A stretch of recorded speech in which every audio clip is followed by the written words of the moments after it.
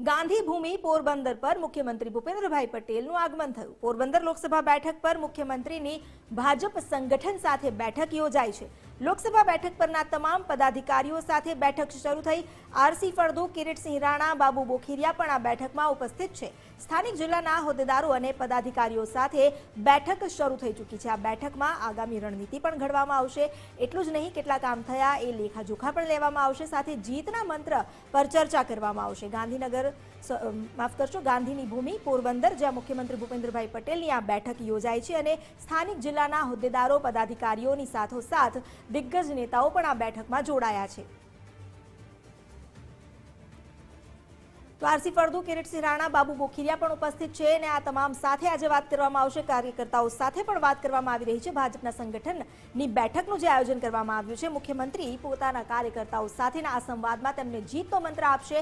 પોરબંદર પર એક રીતે જોવા જઈએ તો પ્રચાર જે છે તેમાં મુખ્યમંત્રી પણ જોડાયા છે અને સ્થાનિક જિલ્લાના હોદ્દેદારો અને પદાધિકારીઓ સાથે આ અંગે ચર્ચા કરશે। અમારી સાથે જોડાયા છે કિશન કાટેલિયા। કિશન ચૌહાણ જોડાયા છે અમારી સાથે, તેમની સાથે વાત કરીએ। કિશન, પોરબંદર લોકસભા બેઠક પર જે પ્રચાર શરૂ કરવામાં આવ્યો છે, હાલ તો પદાધિકારીઓ અને હોદ્દેદારોની સાથે, કાર્યકર્તાઓ સાથે મુખ્યમંત્રીની બેઠકનું આયોજન છે। આ બેઠકમાં કયા વિષય પર શું ચર્ચા? વાત કરવામાં આવે તો પોરબંદર 11 લોકસભા અને પોરબંદરમાં વિધાનસભા પેટાચૂંટણીનો માહોલ ચાલી રહ્યો છે। એ વચ્ચે હવે રાજ્યના મુખ્યમંત્રી ભૂપેન્દ્રભાઈ પટેલ પોરબંદર આવ્યા છે અને પોરબંદર જે જિલ્લા ભાજપનું સંગઠન છે, મહિલા સંગઠન હોય તો અન્ય કોઈ સંગઠન જે પણ જોડાયેલા છે તેમની સાથે બેઠક ચાલી રહી છે। ચૂંટણી રણનીતિને લઈને બેઠક કરવામાં આવી છે। આજના દિવસની આ બેઠક રહેશે।